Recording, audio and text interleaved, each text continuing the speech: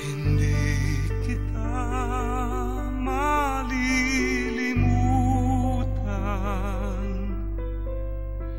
So hey, what's up mga ka-happy? Welcome back sa panibagong vlog natin for today. And today is November 1, 2024. So undas po ngayon. So kasama ko ngayon yung aking bunso na si Badikdik, tapos si Angel yung yung partner ko si Michelangelo, at si Moraya. So kasama ko sila ngayon para bisitahin si Lola Gloria na kung saan nakahimlay dito sa tapat lang po namin. So ayan, makikita nyo naman yung sa amin ay nasa tuktok ng bundok. And kami ay naglakad lang kasi malalakad lang din naman namin yan. So habang hindi pa dumadami yung tao, hindi pa ganoon ka-crowded, talagang pumunta na amin ng sementeryo. Kasi pagdating ng gabi niyan, sobrang crowded na. So sa mga oras na yan, papalapit na kami dun sa puntod ni Lola. At kasama ko sila, ayan, nandyan sila sa likod. So ayan, nasa front cam tayo, papalapit na po tayo doon.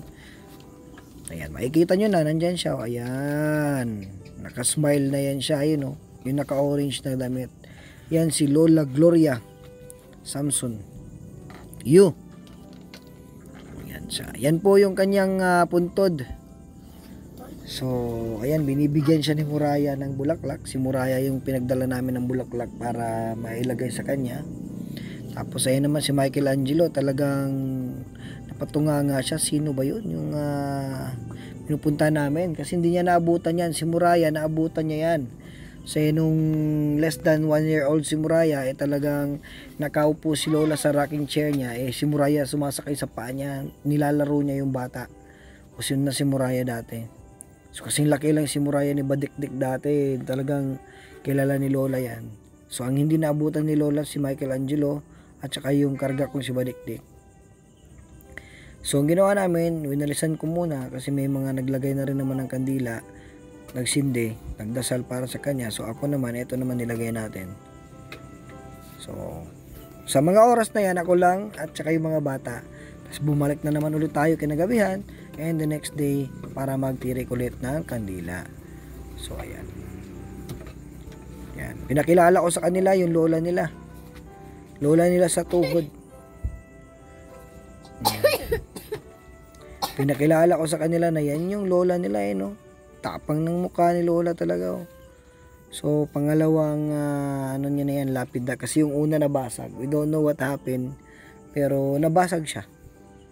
So ngayon naman, pumunta naman tayo sa Malaking Krus. So ito yung Malaking Krus na kung saan dito ka mag-aalay ng kandila at dasal doon sa mga yumao nyo sa buhay na kung saan malayo yung sementeryo.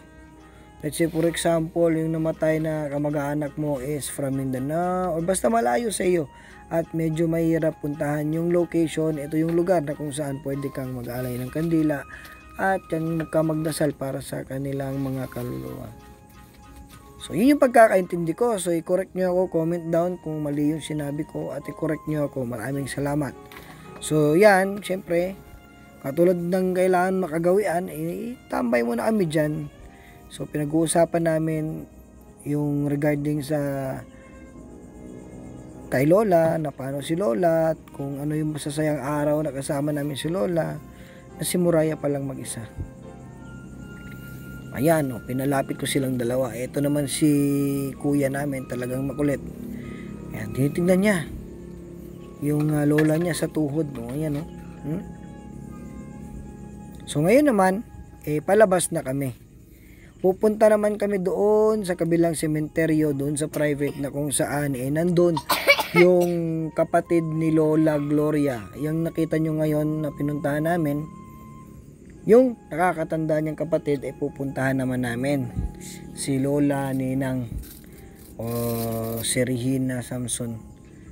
So pupuntahan namin para naman mabisita, mapagtirik ng kandila at malagyan din ng bulaklak. So, pero that time nakalimutan ko maglagay ng bulaklak kasi medyo pahapon na yan, magdidilim na. Kaya dumiretso na lang kami doon. Nagmotor na lang kami kasi medyo 1 kilometer yata yung lalakarin or less than mga 800 meters ganon. So yan, medyo malapit lang naman sa entrance yung kanyang puntod. At ito na nga, hinintuan na namin. So ayan yung may nakatirik na 2 kandila. Ayan, nandyan yung mga apo niya. Ilagyan na namin ng kandila, nakapalibot yung mga apo niya sa tuhod. Ayan, kasama ako at yung mga bata. Diba ang saya? Ngayon, nakalimutan namin yung bulaklak, so inuwi ko na sila. Tapos sa time na siguro naglagay ako nung ganun din, maliit lang. Ayan, sinisindihan namin ngayon yung kandila, kasama ko yung mga bata.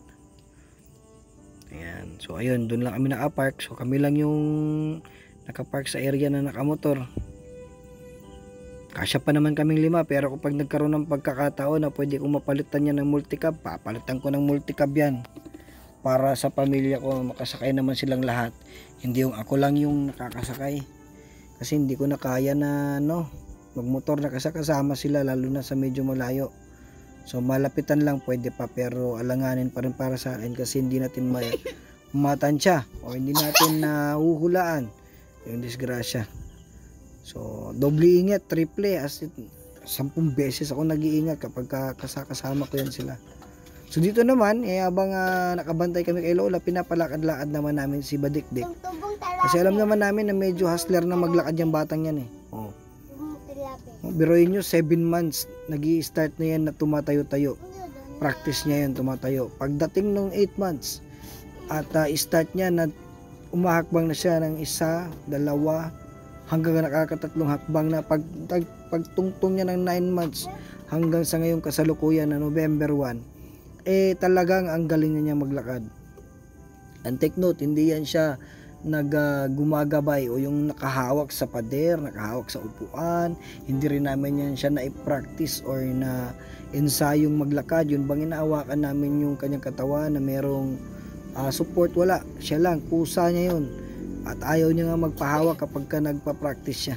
Kusa niya talaga yan. Kaya sabi ko nga, nakasave ako ng pera. So salamat ako sa lahat ng mga yumao na nakaguide sa mga anak ko, na yung mga anak ko ay healthy. Ngayon naman dito kami sa bone chamber nila ng mga lolo't lola ko naman. So medyo malayo-layo yung lolo't lola na nila ni Michelangelo yan. Tsaka ni Badikdik at ni Muraya, malayo-layo na yan. Ako nga, hindi ko na nga naabutan yan sila So ayan, tiri kami ng kandila, nilinis ko muna, pinunasan ko. Tapos nagtiri kami ng kandila. So medyo 100 meters yung distance niyan from the tomb ni Lola Ninang. So 100 meters. Sakay kami ng motor papunta diyan. At saka kami nagtirik ng kandila. So bali 4 na tao na pala yung nakalibing diyan. 4 or 3. Yeah, mga 4 na nga. So hindi na namin alam yung date kung kailan sila namatay or na panganak at namatay kasi wala na nakalagay. Hindi na i-detail. So syempre tapos na kami sa sementeryo. Ito naman yung pangako ni Papa nila na bilan sila ng kanilang palaging sinisilip mula dun sa taas at visible yung cotton candy. So yan na nga, binilan ko sila ng color blue at saka yung color pink. So kahit 20 pesos yan at pag yan ay krinampol mo, talagang maliit pa sa kamao yan pang-uto lang ng bata. Pero syempre tulong na rin sa nagtitinda. Dati mabibili ko lang 3 pesos yan ngayon na talagang napakamahal. So ayun ako, nakaabang ako dun sa sa motor. Umalis ako niyan umalis ako niyan, may pinuntahan ako saglit. Iniwan ko muna sila diyan. So hindi, kasama ko pala sila, pumunta kami ng 7-Eleven. Wrong move ko yun kasi imbis na bibili lang ako ng tinapay na halagang 100 pesos, talagang napasubo ako sa weekend snack ng mga bata. Siyempre tatay lang tayo at gusto natin sila maging masaya. May nagtirang konti doon sa ating pinaghirapan na pera, so sa kanila napunta. So talagang ganito naman talaga Ganoon naman talaga, sa kanila talaga napupunta yan. So wala na halos napupunta sa akin. At sa motor wala. Halos mga bata lahat yan. Talagang inilalaan ko para sa mga anak ko yan. So ang atin lang yung sa kalusugan natin, iniingatan natin. Pag kailangan natin ng vitamins, inom tayo. So sa kanila naman,